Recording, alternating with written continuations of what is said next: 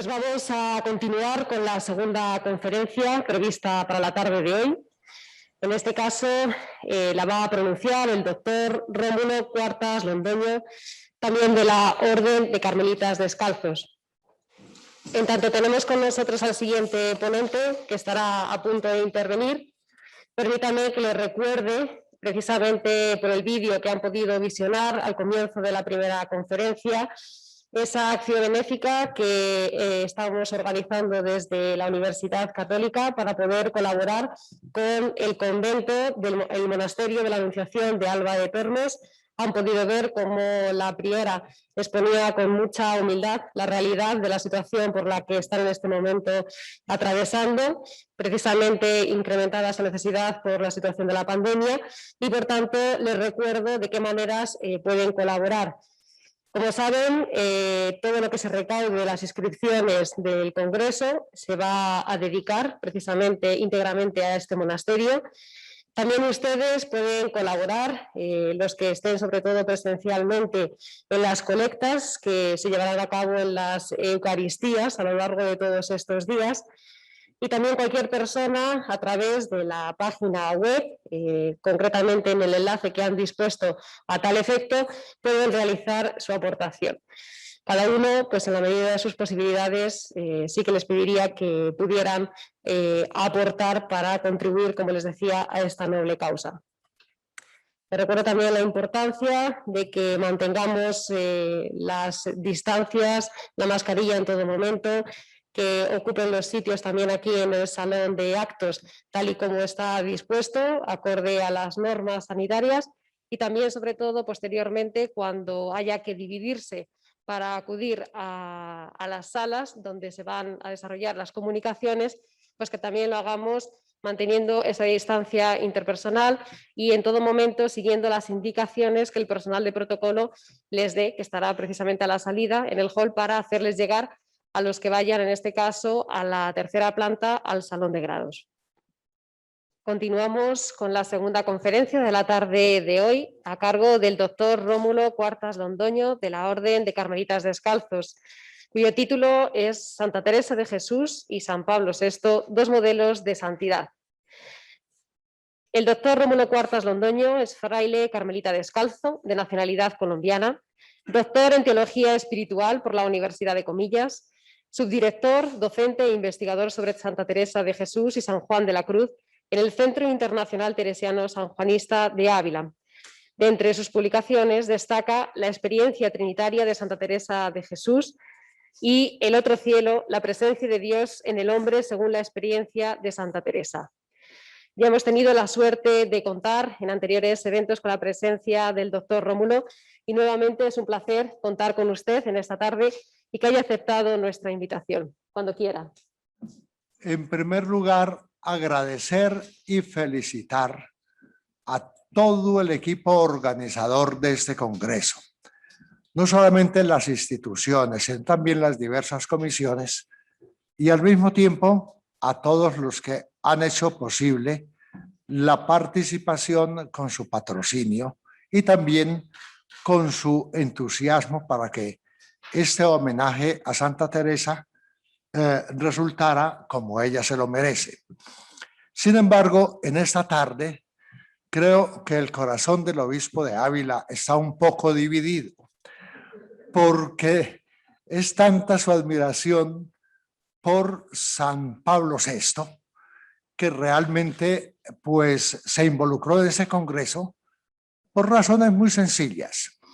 Por una parte, San Pablo VI fue canonizado el año pasado y por otra parte, San Pablo VI es el gran promotor y ejecutor, podríamos decir, del reconocimiento de Santa Teresa como doctora de la Iglesia. Ciertamente el tema de la santidad de la santa pues está muy estudiado y tiene diversos enfoques, pero San Pablo VI está por estudiarse.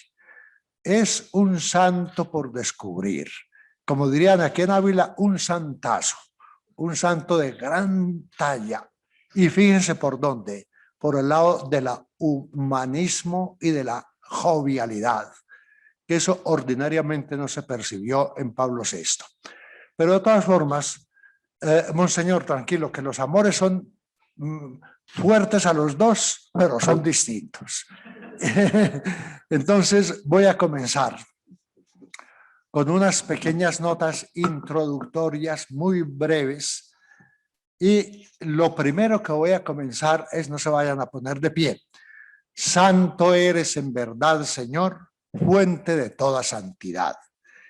Esta es la doxología que resuena diariamente en toda la Iglesia y que expresa su segura y serena confesión de fe, en la que proclama que la única santidad en la que vive y a la que todos estamos llamados es la de la Trinidad, Padre, Hijo y Espíritu Santo. La santidad de Dios es el fundamento, el dinamismo y la meta de la vocación cristiana, que en su concreción más vital consiste en el seguimiento de Cristo, en la identificación y comunión con su vida, condiciones y destino, porque la santidad en el Nuevo Testamento pertenece en su totalidad a Jesús, pues siendo como es uno con el Padre y en quien reside la plenitud de la divinidad corporalmente, todos los que creemos en su palabra y venimos a él, somos hechos partícipes de la santidad y de la gloria de Dios. El doctorado de la Santa, cuyo 50 aniversario estamos celebrando con este congreso tan oportunamente convocado, ha emparentado de manera especial a San Pablo VI y a la Santa, pues a la devoción y admiración que ya sentía y cultivaba el Papa por su doctrina y santidad, hizo todo lo posible por reconocerle y dar mayor relieve en la Iglesia y el mundo a su celestial doctrina.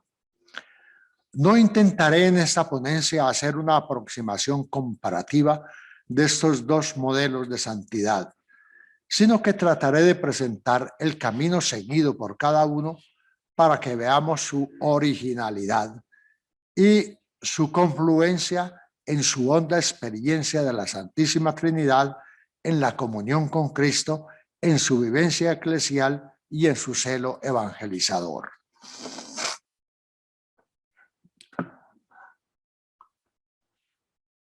Esa era la introducción. Ahora les voy a presentar el desarrollo de la charla.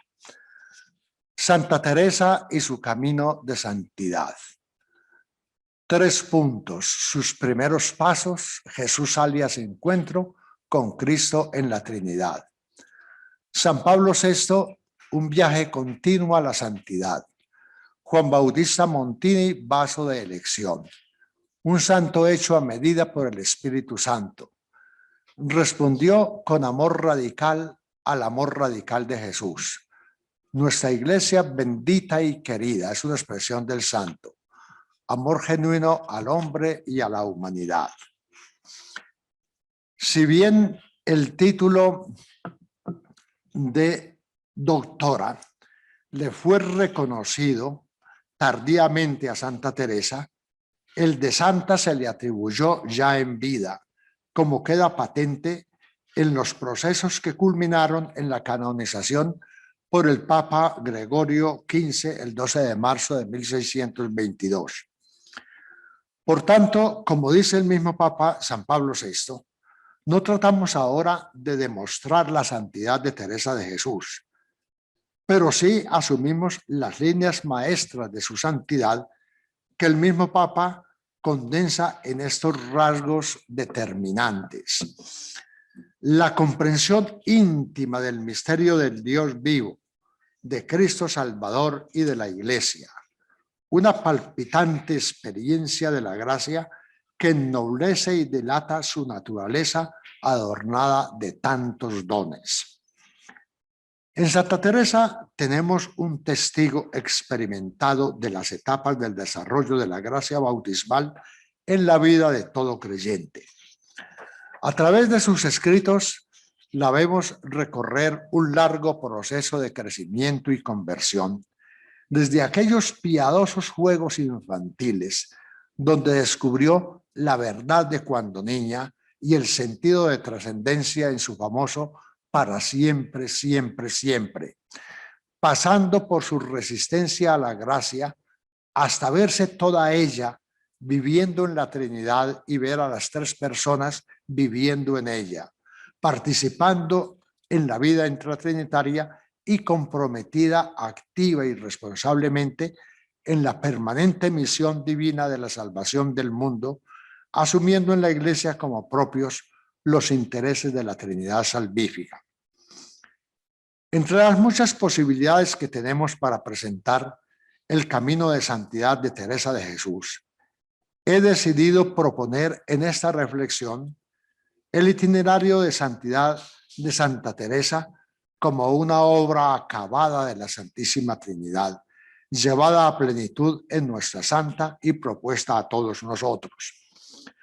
Me llamó poderosamente la atención ayer cuando se leía la carta enviada por el Papa Francisco.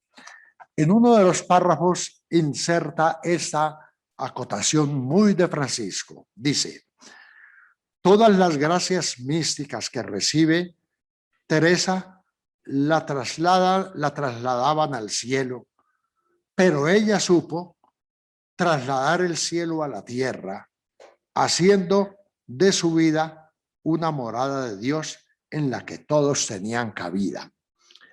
Pues me sirve mucho esta expresión del Papa, porque eso es lo que voy a tratar de hacer en esta reflexión. Mostrar cómo Teresa trasladó el cielo a la tierra y lo disfrutó en tierra y nos muestra este camino de santidad que el Señor me ha llevado conforme a mi naturaleza. Es el camino que está proponiendo a todos en este momento. Esta propuesta tiene de fondo la convicción fundamental de que todo en la vida cristiana es trinitario y que por lo mismo toda experiencia espiritual tiene como referente ineludible el acontecer trinitario implícito y explícito en dicha experiencia. De ahí la propuesta que les enseñaba antes en la diapositiva interior. Siendo la de Teresa de Jesús una experiencia paradigmática en el vasto panorama de la santidad cristiana, su base y fundamento, su dinámica, desarrollo y culminación son trinitarios. Es decir, la vida cristiana es trinitaria desde el comienzo hasta su culminación. Y Santa Teresa no es la excepción, sino la confirmación. Y entonces voy a ocuparme ya de presentar brevemente los primeros pasos de la santa, que comprenden como para cualquiera de nosotros el ámbito donde se inicia el camino de santidad de Santa Teresa es el propio de una familia piadosa del siglo XVI. Lo describe ella con tintes claramente paradisíacos, donde todo era bueno y nada le estorbaba para acoger la gracia de Dios y permitirle una vida totalmente pura y fiel. Presenta luego el contraste de la tentación y la caída para seguir en un proceso de sucesivas levantadas y caídas hasta llegar a lo que se ha llamado la conversión definitiva. Este proceso de conversión, nunca acabado y en permanente progreso, tanto en ser Teresa como en cada uno de nosotros, es manifestación de la acción permanente del Espíritu Santo y que muchas veces nosotros ni siquiera alcanzamos a percibir. En efecto, mirando retrospectivamente la biografía de santidad de Santa Teresa, podemos constatar que en los primeros capítulos del libro de la vida, su experiencia de Dios está caracterizada por su relación con un Dios casi indeterminado, o un Cristo muy severo, de cercanías y lejanías, que sin embargo se muestra intensamente misericordioso, paciente y fiel. Es cierto que la Trinidad es la que actúa y acontece en toda persona como fuerza interior que la inquieta y la empuja a la búsqueda. Pero en su narración, Teresa consigue llevarnos a entender que en aquellos tiempos, hasta 1554, sus ojos estaban impedidos y su corazón estaba cerrado, aunque era Cristo mismo en persona el que estaba mirando y remirando para ver si encontraba algún aparejo en ella, pero ella no podía reconocer aquella presencia personal. A partir de su conversión, la Trinidad se desvela para la santa en la persona concreta de Jesucristo, descubierto como aquel que tanto había pasado por ella, como nos decía ayer el padre Emilio Martínez.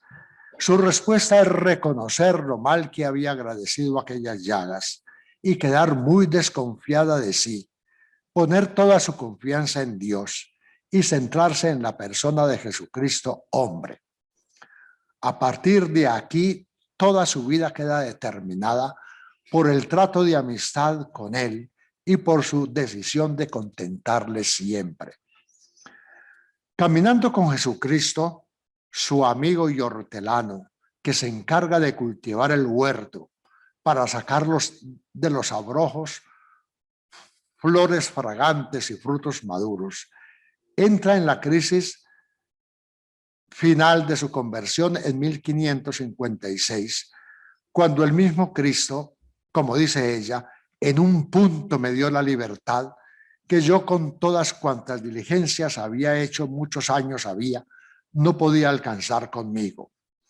Se le revela como su maestro interior, el libro vivo que en sus palabras deja imprimido lo que se ha de leer y hacer, de manera que no se puede olvidar. A partir de aquí, es el resucitado a quien percibe siempre consigo y cuya presencia reconoce de manera singular en la Eucaristía, quien centra su vida. La consumación de esta amistad probada y fortalecida en un largo itinerario de intensas y sucesivas purificaciones y mercedes se da en el matrimonio espiritual. Pero como el proceso no se detiene, ni siquiera con el matrimonio espiritual, ni el amor de Dios tiene límites si nosotros no le ponemos impedimentos, necesariamente el esposo del matrimonio espiritual tiene que presentar e introducir a su esposa en el interior de su familia, que es la Trinidad. Según ella misma nos relata, tuve un gran arrobamiento y parecíame que nuestro Señor me había llevado el Espíritu junto a su Padre y díjole, esta que me diste te doy. Esta presentación en la familia trinitaria no termina aquí. Unas relaciones más adelante narra la santa. Parecíame que la persona del Padre me llegaba así y decía palabras muy agradables. Entre ellas me dijo, mostrándome lo que me quería, yo te di a mi Hijo y al Espíritu Santo y a esta Virgen. ¿Qué me puedes dar tú a mí? A partir de entonces, la vida de Teresa queda fundada con Cristo en Dios. Con Cristo en la Trinidad.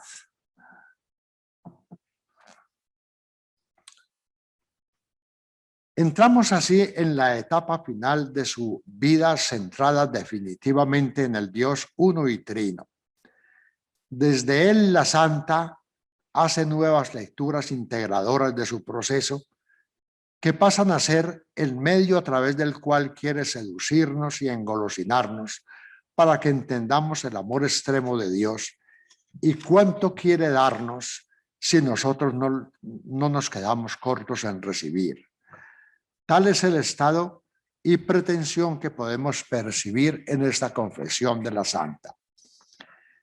Estando una vez recogida en esta compañía que traigo siempre en el alma, y pareciéndome estar Dios de tal manera en ella, me acordé de cuanto San Pedro dijo, tú eres Cristo, Hijo de Dios vivo. Porque así estaba Dios vivo en mi alma.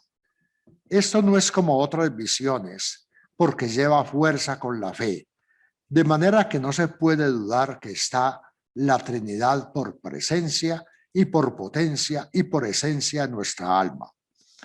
Es cosa de grandísimo provecho entender esta verdad. Y como estaba espantada de ver tanta majestad en cosa tan baja como mi alma, entendí. No es baja, hija, pues está hecha a mi imagen. Notemos que la Santa nos deja ver que la presencia de la Trinidad que experimenta en los últimos años de su existencia, más o menos entre 1575 y 1582, es cada vez más permanente y cierta.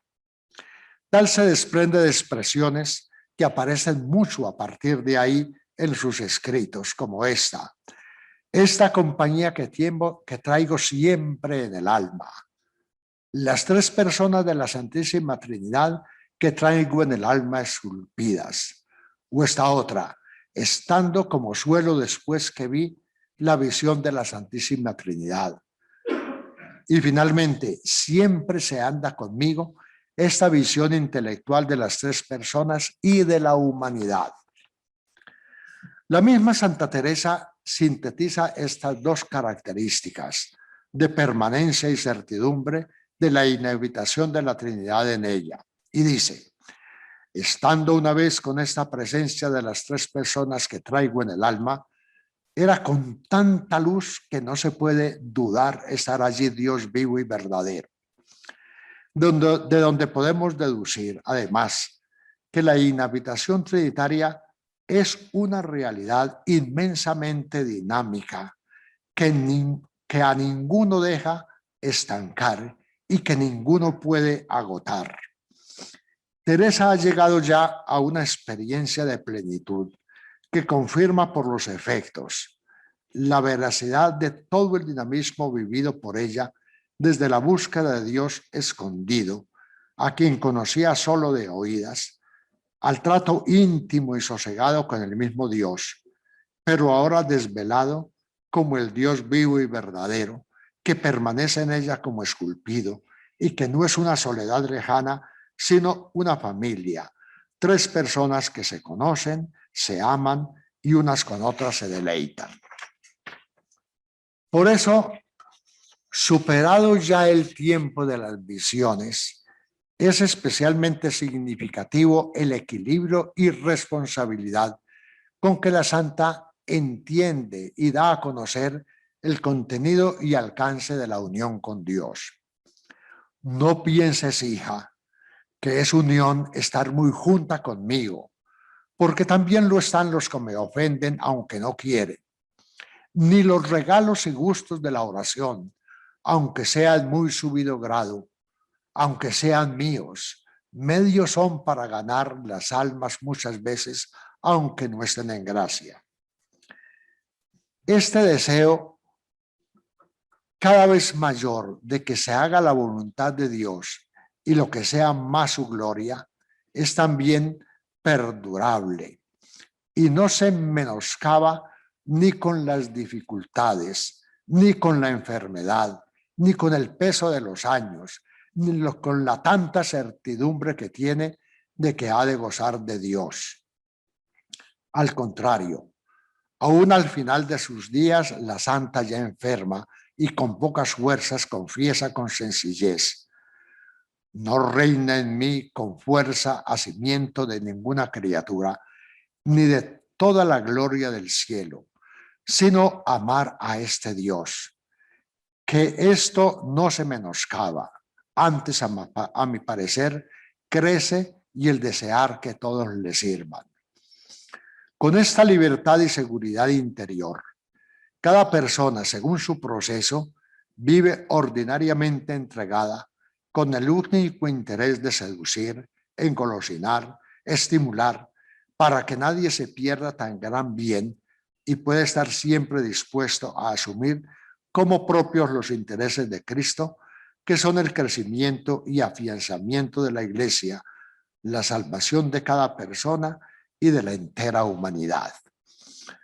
Pues bien, me parece que el panorama del proceso de la santidad nos queda así bien presentado y que concuerda muy bien con aquello que decía el Papa en su carta ayer. Santa Teresa, en la cual todas las acciones y las gracias místicas la transportaban al cielo, tuvo la audacia y también la solidaridad con nosotros de traerse el cielo a la tierra y enseñarnos cómo vivirlo. Vamos a pasar ahora a mirar este otro modelo de santidad. Lo ponemos bajo ese título, un viaje continuo de santidad que no es original, sino del prefecto de la Congregación para la Causa de los Santos. Y ahí se nos presenta como pequeño resumen desde el cual voy a enfocar esta parte. San Pablo VI es una verdadera manifestación del Espíritu Santo en una etapa tan singular de la historia de la Iglesia como lo fue el siglo XX. San Pablo VI es uno de los papas más y mejor preparados para su ministerio de la historia de la Iglesia. Y no porque él se lo propusiera o lo buscara, que bastante temió y esquivó su elección hasta el último momento, sino que, acercándonos a su biografía, con sus condiciones personales, la coyuntura histórica de su periplo vital, los diversos cargos y ministerios que le fueron encomendados y la espontaneidad y naturalidad con que acogió la gracia, estamos ante una verdadera manifestación del Espíritu Santo en una etapa tan singular de la historia de la Iglesia como lo fue el siglo XX. Pongo aquí un título que me parece que nos remonta precisamente a Saulo de Tarso, a San Pablo. Y comienzo haciendo una breve alusión a San Pablo. Como en el caso de Saulo de Tarso, toda la vida de Juan Bautista Montini se puede ver como una admirable y secreta preparación hecha por el Espíritu Santo en orden a la misión a la que iba a ser llamado.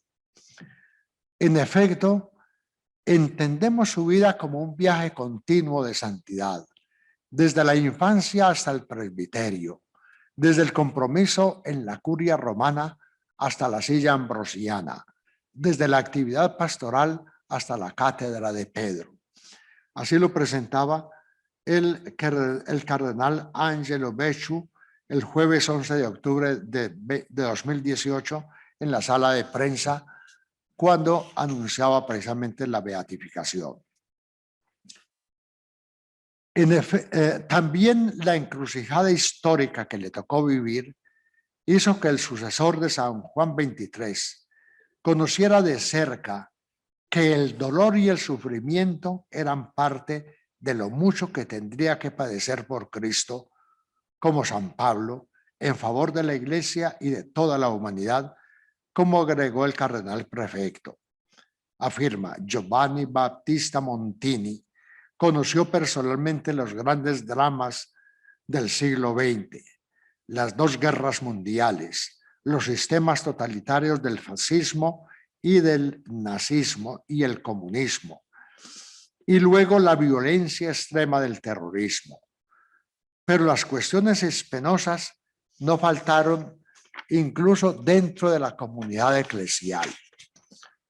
Los años del posconcilio fueron los más difíciles y dolorosos de su pontificado, pero en todos estos eventos fue sostenido constantemente por el Espíritu de Cristo que alimentó su vida interior y sus iniciativas innumerables y valientes.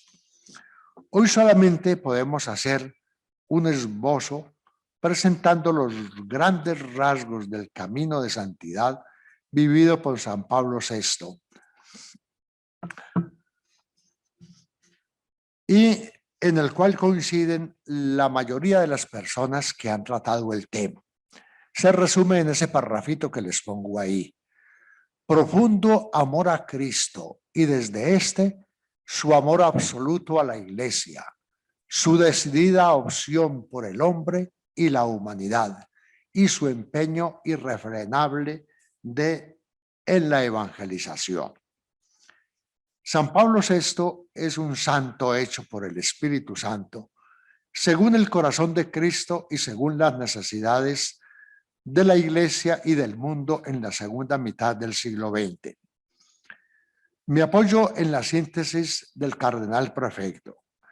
El corazón de Pablo VI se desbordó en la expresión de la espiritualidad más pura del concilio, en una reforma interior de la Iglesia, todo orientado hacia la santidad, que une oración y dogma, caridad y verdad, y que anima al pueblo de Dios en la diversidad de vocaciones, en el diálogo ecuménico, en su verdadera apertura al mundo para comunicar mejor la luz de Cristo. Sin embargo, voy a comenzar este boceto de su santidad resaltando un aspecto que está implícito en estos que están aquí escritos y subyacentes en toda su vida, en su obra, es su vida en el Espíritu, porque para Pablo VI, o en Pablo VI queda bien claro, que es el Espíritu Santo el iniciador de su proceso de santidad, su guía, su luz y fortaleza, que también movió su alma, su voluntad y todo su ser para estar siempre abierto a las mociones del Espíritu, hasta el punto de poder decir que San Pablo VI, en su vida y ministerio, estuvo siempre inspirado, movido, fortalecido y guiado por el Espíritu Santo. Esto lo afirmo basándome en una alocución suya, indudablemente testimonial, cuando en aquella audiencia general del 29 de noviembre de 1972 se preguntaba: ¿qué necesidad primera y última advertimos para nuestra iglesia bendita y querida? Y se respondía: lo debemos decir casi dominados por el temor y rezando, porque es su misterio y su vida, vosotros lo sabéis, el Espíritu Santo, animador y santificador de la Iglesia, su aliento divino, el viento de sus velas, su principio unificador, su fuente interior de luz y de fuerza, su apoyo y su consolador, su fuente de carismas y de cantos, su paz y su gozo, su prenda y preludio de vida bienaventurada y eterna. E inserta esta exhortación: hombres vivos, vosotros jóvenes y vosotras almas consagradas, vosotros hermanos en el sacerdocio, ¿nos escucháis? De esto tiene necesidad la Iglesia. Tiene necesidad del Espíritu Santo en nosotros, en cada uno de nosotros y en todos nosotros juntos y en nosotros Iglesia. Una alocución así solamente puede escribirla a alguien que vive lo que dice.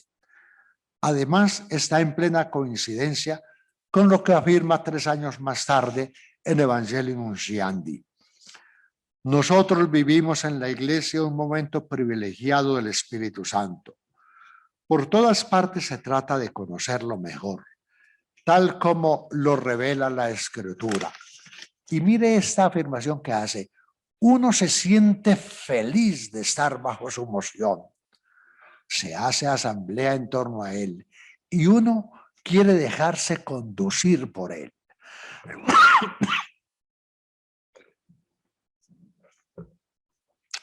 En este mismo documento, en la Evangelii Nunciandi, hablando de lo necesario que son los testigos auténticos en la evangelización, afirma: el mundo exige de los evangelizadores que le hablen de un Dios a quien ellos mismos conocen y tratan familiarmente como si estuvieran viendo al invisible. El mundo exige y espera de nosotros sencillez de vida, espíritu de oración, caridad para con todos, especialmente para los más pequeños y los pobres, obediencia y humildad, despego de sí mismo y renuncia. Sin esta marca de santidad, nuestra palabra difícilmente abrirá brecha en el corazón de los hombres de este tiempo. Corre el riesgo de hacerse vana e infecunda. En efecto, en este texto no estamos solo ante una oportuna exhortación de un pastor solícito, sino ante un testimonio. La palabra, no solo hablada, sino también la escrita de San Pablo VI, nos revela a un contemplativo cabal que habla y obra como si estuviera viendo al invisible. Pues en toda su vida, y no solamente durante los 15 años de su pontificado, eran notorios y reconocidos los dones recibidos del Espíritu Santo en la línea que nos presenta San Pablo: amor, alegría, paz, paciencia. ¿Cuánta paciencia tuvo Pablo VI? Afabilidad, bondad, fidelidad, mansedumbre, templanza, como lo manifiestan con profusión los testigos que lo conocieron y tuvieron la oportunidad de declarar en los procesos, a los que esos mismos testigos agregan otros como son la libertad, la fortaleza, la parresía. Todo sugiere en la percepción creyente, el actuar del Espíritu Santo va siempre en dirección a Cristo y a conformarnos con Él. Esa expresión de Pablo VI la quiero subrayar aquí antes de pasar a mirar el misterio de Cristo. Vivimos en la Iglesia un momento privilegiado del Espíritu Santo. Uno se siente feliz de estar bajo su moción, quiere dejarse conducir por Él. Y entonces miremos que ciertamente esta es una propuesta o una constatación que también nosotros podemos examinar, ponernos el termómetro a ver cómo anda esto de vivir bajo la moción del Espíritu Santo. Ahora paso a tratar el asunto de que respondió con un amor radical al amor radical de Jesús. Junto con el amor a la Iglesia, los testigos de los procesos de beatificación y canonización resaltan de manera especial su identificación con Cristo. No tenían que hacer mucho esfuerzo, pues en San Pablo VI fue un rasgo de santidad especialmente notorio y percibido, no únicamente en confesiones puntuales, sino en la globalidad de su vida. Esto nos lleva a afirmar que, siendo en su experiencia, ministerio y testimonio muy rica la presencia y muy manifiesta la acción del Espíritu Santo, toda conduce a Cristo. El Espíritu permite a San Pablo VI conocer, amar, confiar, vivir y obrar en Cristo hasta ser configurado con Él y como Él entregarse a la Iglesia y a la humanidad. Quizá la mejor síntesis de su experiencia de Cristo nos la haya dejado él mismo en su clásica oración a Cristo, donde proclama y confiesa la absoluta necesidad que todos tenemos de Cristo, expresando a manera de una súplica confiada lo que bien podemos tomar como un testimonio personal y una confesión de su experiencia. Oh Cristo, único mediador nuestro, te necesitamos para entrar en comunión con Dios Padre, para llegar a ser hijos adoptivos suyos contigo, que eres su único Hijo y Señor nuestro, para ser regenerados en el Espíritu Santo. Te necesitamos para entrar en comunión con Dios Padre, para llegar a ser hijos adoptivos suyos. Me devolví, el siguiente. Te necesitamos, oh único y auténtico Maestro de las verdades recónditas e indispensables de la vida, para conocer nuestro ser y nuestro destino, así como el camino para alcanzarlo.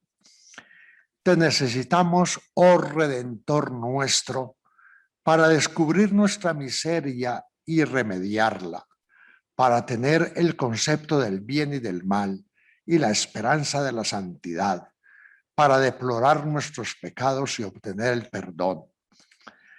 Te necesitamos, oh hermano primogénito del género humano, para volver a encontrar las razones verdaderas de la fraternidad entre los hombres, los fundamentos de la justicia, los tesoros de la caridad y el sumo bien de la paz. Te necesitamos, oh gran paciente de nuestros dolores, para conocer el significado del sufrimiento y para darle valor de expiación y de redención. Te necesitamos, oh vencedor de la muerte, para librarnos de la desesperación y de la negación, para tener certezas que no fallen jamás. Te necesitamos, oh Cristo Señor, Dios con nosotros, para aprender el amor verdadero y caminar con el gozo y la fuerza de tu caridad a lo largo del camino de nuestra vida fatigosa, hasta el encuentro final contigo, amado, esperado, bendito por los siglos. Ciertamente es una oración clásica que ya prácticamente ningún estudioso de Pablo VI lo ignora, pero que hacemos muy bien en recuperarla y revitalizarla, así sea comenzando por nuestra devoción personal. Hemos de recordar aquí también aquellos testimonios donde San Pablo VI se muestra tan identificado con Cristo que no duda en ofrecer su vida como Jesús por aquellos que amaba aunque no los conociera. Nos referimos al grave y profundo ofrecimiento que hizo el presidente de la Conferencia Episcopal Alemana ante el episodio del secuestro de un avión en octubre de 1977 y de la manera como intercedió ante las Brigadas Rojas en favor de Aldo Moro. Por su parte, el Papa Francisco, al referirse más globalmente a la comunión de San Pablo VI con Cristo, afirma: tuvo un profundo amor a Cristo, no para poseerlo, sino para anunciarlo. Pero no se trata solo de lo que otros han percibido y afirmado de San Pablo VI.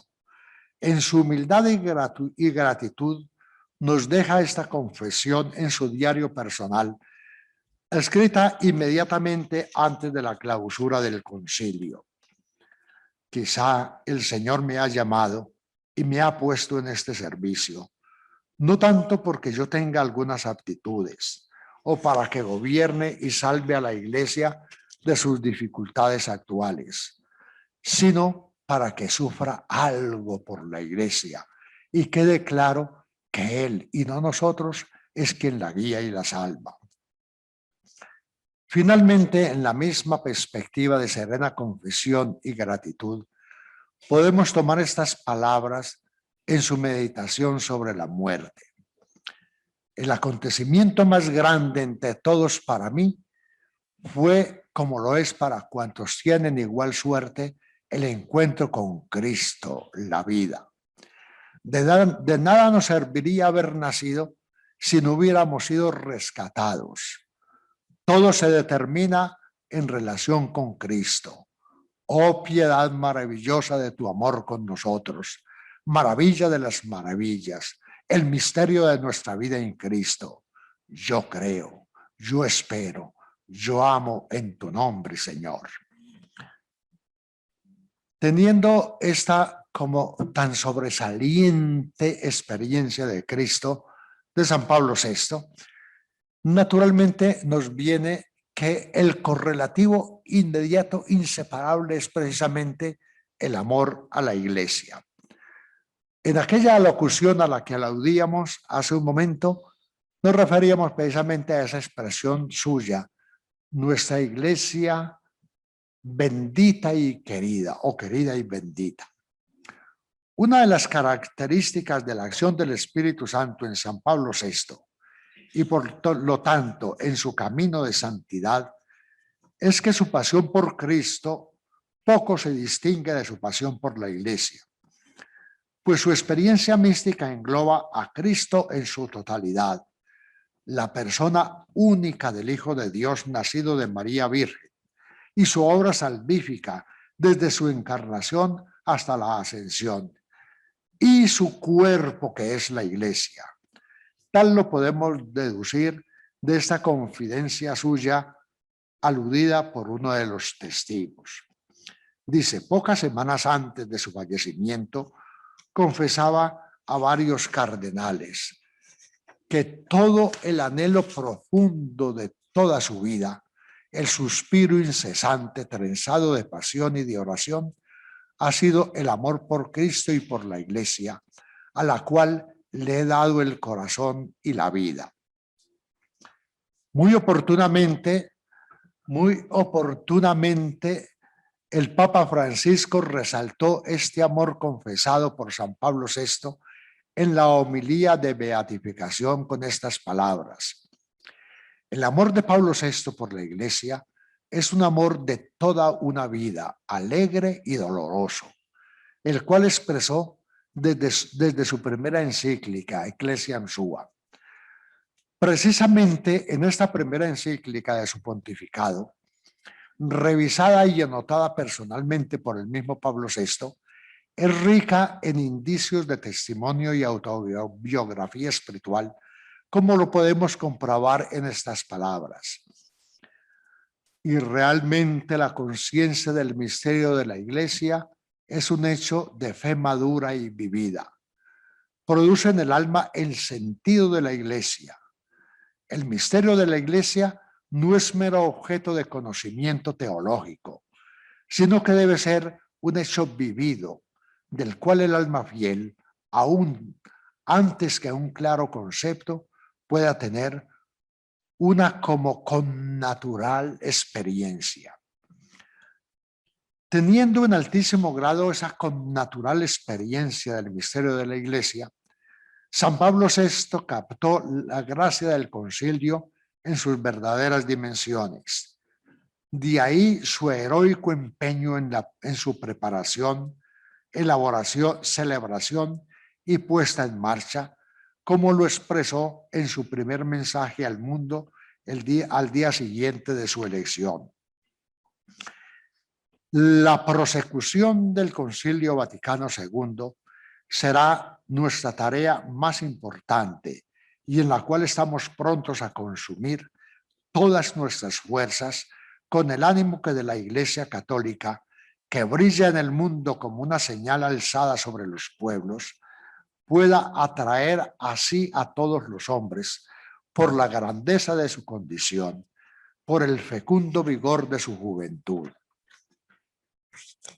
En este empeño fue su gozo, su alegría y su cruz, como lo leemos en uno de los párrafos más vibrantes de su meditación sobre la muerte.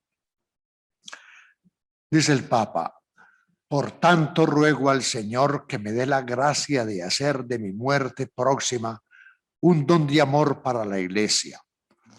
Puedo decir que siempre la he amado.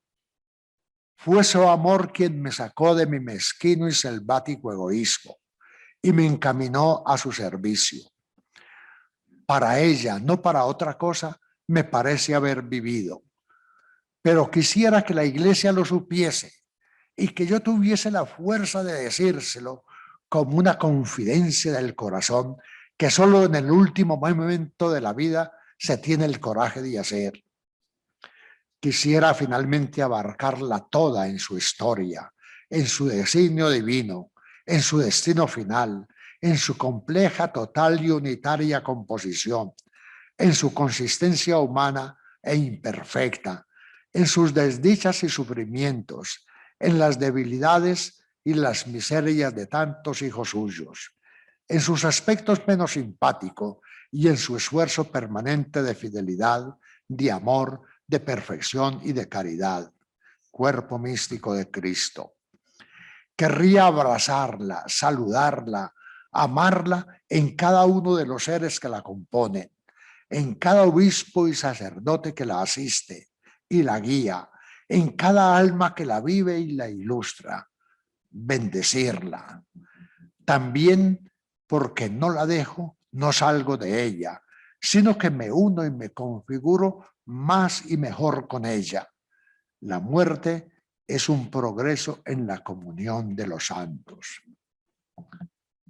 Y vamos a entrar en el último puntito, amor genuino al hombre y a la humanidad.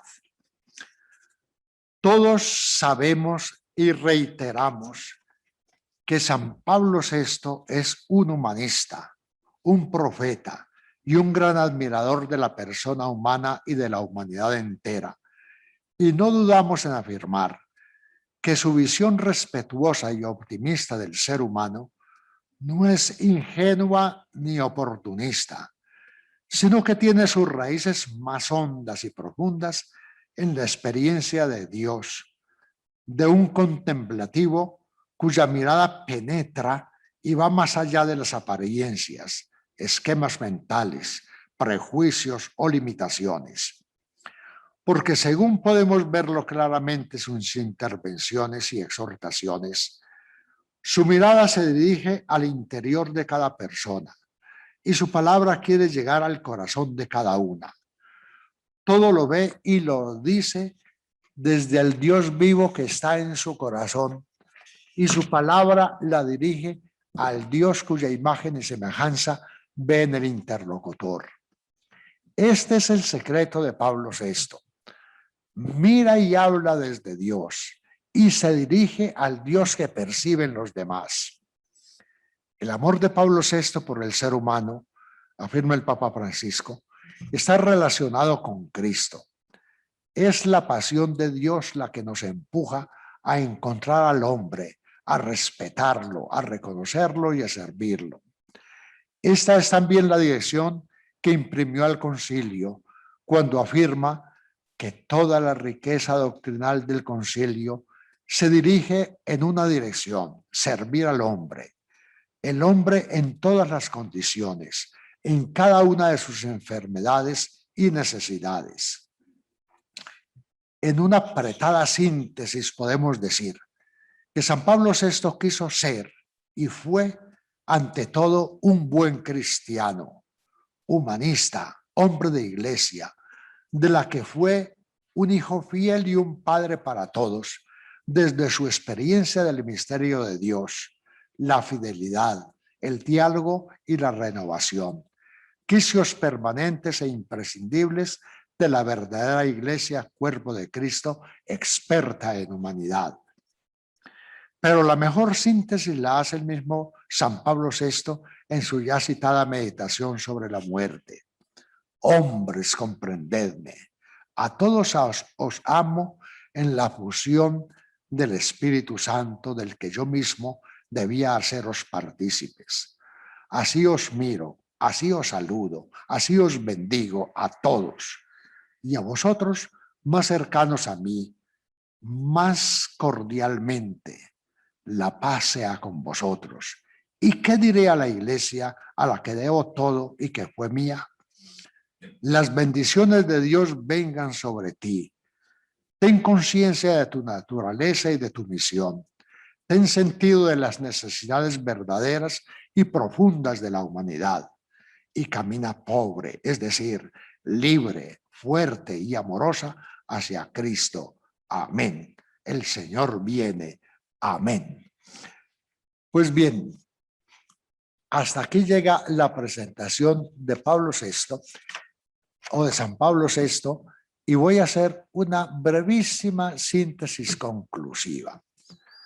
Entonces, como hemos visto, ciertamente nosotros percibimos que estamos ante dos regalos preciosísimos del Espíritu Santo a la humanidad, Teresa de Jesús y Pablo VI, que los dos tienen unas coincidencias radicales fundamentales en su experiencia y vivencia de la Trinidad y de cada una de las personas de la Trinidad. En su amor y entrega a la Iglesia y en su empeño evangelizador. Pero al mismo tiempo se ha dicho otra cosa que es muy particular de estos santos. Se ha dicho, y lo confirman los testigos, como Edith Stein, que nadie puede quedar indiferente después de leer al menos una de las obras de Santa Teresa.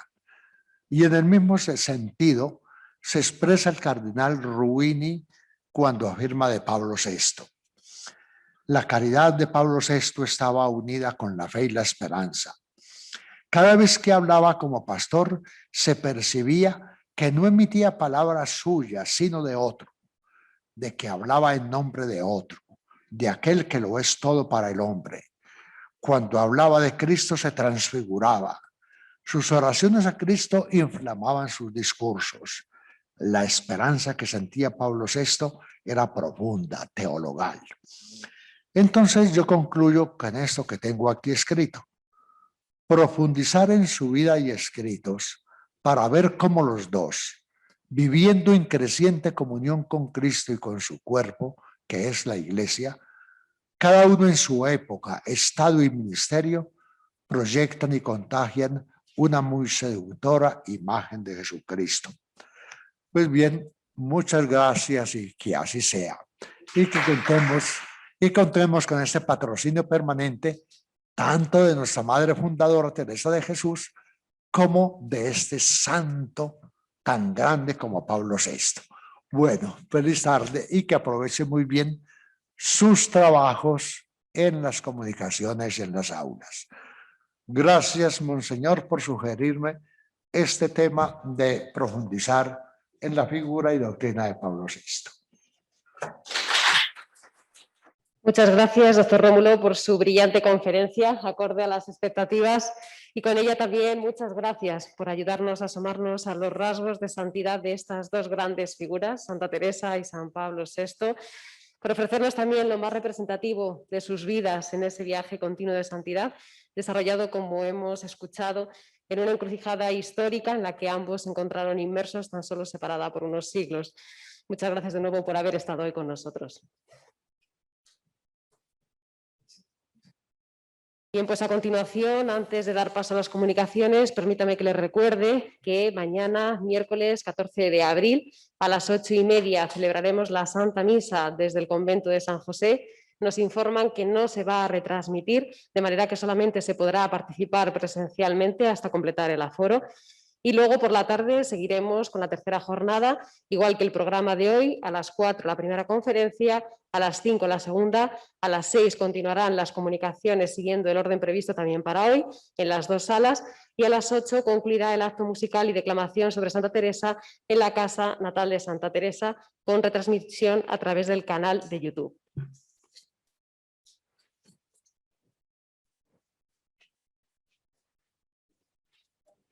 Pues ahora a las 6 tenemos programada la primera sesión de comunicaciones. Les recordamos únicamente que los que están inscritos para seguir el congreso en la modalidad a distancia habrán recibido un correo con un enlace para conectarse y donde aparece comunicaciones 1 son las de la sala A, donde aparece comunicaciones 2 son los de la sala B. Cada día, hoy y mañana, saben que hay dos salas paralelas en las que se presentan de manera simultánea las comunicaciones. La sala A, los que quieran participar se quedan aquí en el salón de actos. Los de la sala B será el salón de grados y tendrán una persona en el hall que les ayudará a ir hasta allí.